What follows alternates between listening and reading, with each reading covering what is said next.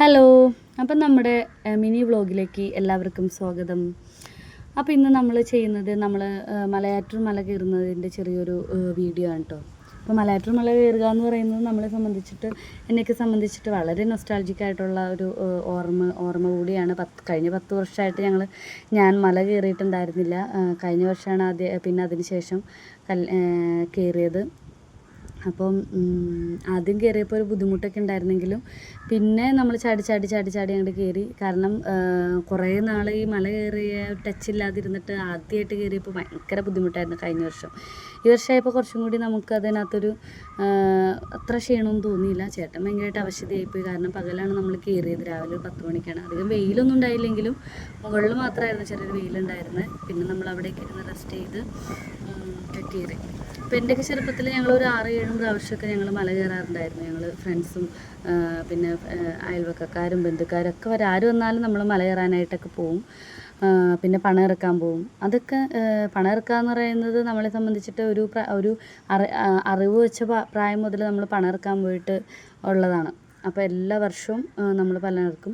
ഇതവിടെ കണ്ട ഒരു മനോഹരമല്ലാത്തൊരു കാഴ്ചയാണ് കേട്ടോ. പ്ലാസ്റ്റിക് കുപ്പികൾ നമ്മൾ പെരുന്നാളിന് വരുന്ന ആളുകൾ കൊണ്ടുവരുന്ന കുപ്പികളുടെ വേസ്റ്റുകൾ അടിച്ചു കൂട്ടി ഈ ഇതിൻ്റെ കുന്നിൻ്റെ ചെരുവിലേക്ക് ഇട്ടിരിക്കുന്ന കാഴ്ചയാണ്. അപ്പോൾ ഇത് നന്നായിട്ടൊന്ന് ഡിസ്പോസ് ചെയ്യാനും അല്ലെങ്കിൽ അതിനെ മാനേജ് ചെയ്യാനൊക്കെ മലയാറ്റൂരിലുള്ള അധികാരികൾക്ക് പറ്റട്ടെ എന്നും കൂടി ഞാൻ പറയാണ്.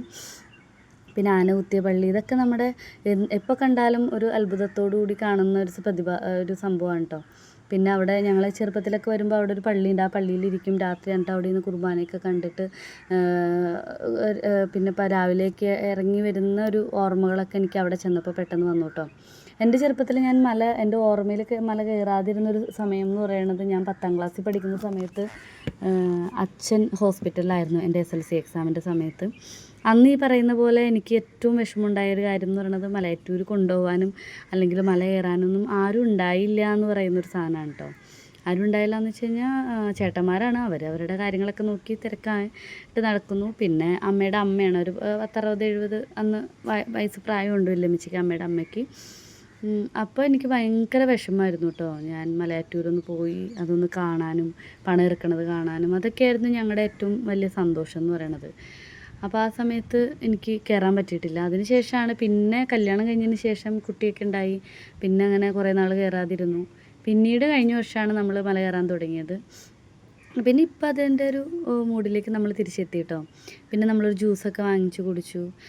അപ്പോൾ നമ്മുടെ ഇവിടെ അടുത്ത് പുളിക്കച്ചാലിൽ എന്ന് പറയുന്ന ഒരു കമ്പനി, അവർ ഉൽപ്പാദിപ്പിക്കുന്ന PM മുന്തിരി ജ്യൂസാണ് കഴിച്ചത്. നല്ല ജ്യൂസായിരുന്നു. പിന്നെ കുറച്ച് പലഹാരമൊക്കെ വാങ്ങി, കളിപ്പാട്ടം വാങ്ങി. അങ്ങനെ ഞങ്ങളൊക്കെ കുഞ്ഞിതായിരിക്കുന്ന സമയത്ത് ഒരുപാട് കടകളൊക്കെ ഉണ്ടായിരുന്നു കേട്ടോ. കളിപ്പാട്ടത്തിൻ്റെയും പാത്രങ്ങളുടെയൊക്കെ ഒരുപാട് കടകളൊക്കെ ഉണ്ടായിരുന്നു. ഇപ്പോൾ കുറഞ്ഞ് കുറച്ച് കടകൾ മാത്രമേ ഉള്ളൂ. എന്നാലും നമുക്കത് കാണാനും ഒക്കെ രസമാണ് കേട്ടോ. അതൊക്കെ കാഴ്ചകളൊക്കെ കണ്ടുവരിക എന്ന് പറയുന്ന ഒരു രസമുള്ള കാര്യമാണ്. മേടിച്ചില്ലെങ്കിലും അതൊക്കെ കൺകുളിർക്കെ കാണുക, അതിനുവേണ്ടി മാത്രമായിട്ട് മലയാറ്റൂർ ഈ പെരുന്നാളിന് പോകുന്നുണ്ട്. ഞങ്ങൾ പോയത് 8ാം ഇടം പെരുന്നാളിലാണ് കേട്ടോ. പെരുന്നാൾ തീരുന്ന ദിവസമായിരുന്നു അത്. അപ്പോൾ 8ാം ഇടം പെരുന്നാളിന് ഞങ്ങൾ ഇന്നെങ്കിലും പോകണം, പെരുന്നാളിന് മല കയറണം എന്ന് പറയുന്ന ഒരു ആഗ്രഹത്തിൻ്റെ പുറത്താണ് ഇന്ന് തന്നെ വന്നത്. വൈകുന്നേരം ആകുമ്പോഴത്തേക്കും പിന്നെ നല്ല മഴയൊക്കെ പെയ്തു. അപ്പോൾ പിന്നെ അതുകൊണ്ട് ഞങ്ങൾ രാവിലെ തന്നെ കയറി. എന്തായാലും ആ കാര്യം കഴിഞ്ഞു. Thank you.